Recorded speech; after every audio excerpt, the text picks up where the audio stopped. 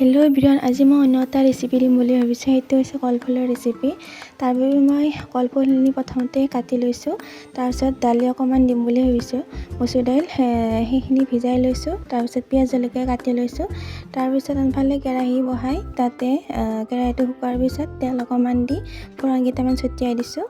তাৰপিছত পিঁয়াজ জলকীয়াখিনি দিলোঁ।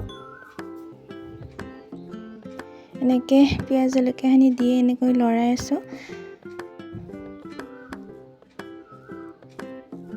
আপোনালোকে কেনেকৈ কলফুল ভাজি বনাই জনাবচোন। কলফুল আচলতে দুই ধৰণে বনাব পাৰি। অলপমান পানী দি কেনে থপথপীয়া টাইপ আৰু শুকানকৈও বনাব পাৰি। মই আচলতে শুকানটোৱে ভাল পাওঁ। তাৰপিছত দাইলখিনি দি কেনে কিছু সময় এনেকৈ লৰাই থাকিম। আচলতে দাইলৰ সলনি বুটো দিব পাৰি। মই দাইলেই অলপমান ৰঙচুৱা হোৱাৰ পিছত মই বাকী কলফুলখিনি দি দিম। তাতে অলপমান ভাজিব ৰঙচুৱা হ'ব দিছোঁ।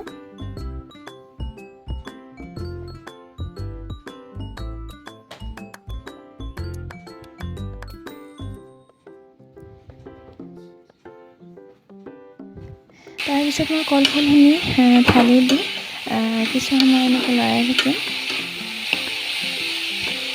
তাৰপিছত মই হালধি, নিমখ, জিৰা গুড়ি এনেকৈ দি লৰাই থাকিম। এতিয়া হালধি, জিৰা গুড়ি আৰু নিমখ এনেকৈ দি কিছু সময় এনেকৈ লৰাই আছোঁ।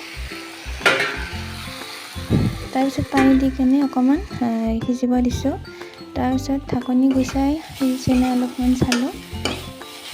তাৰপিছত ৰঙচুৱা হোৱাৰ পিছত মই থৈ দিম। ভিডিঅ'টো চাই কেনে পালে আপোনালোকে কমেণ্টত জনাব। আজিলৈ ইমান। আকৌ লগ পাম নেক্সট ব্লগত।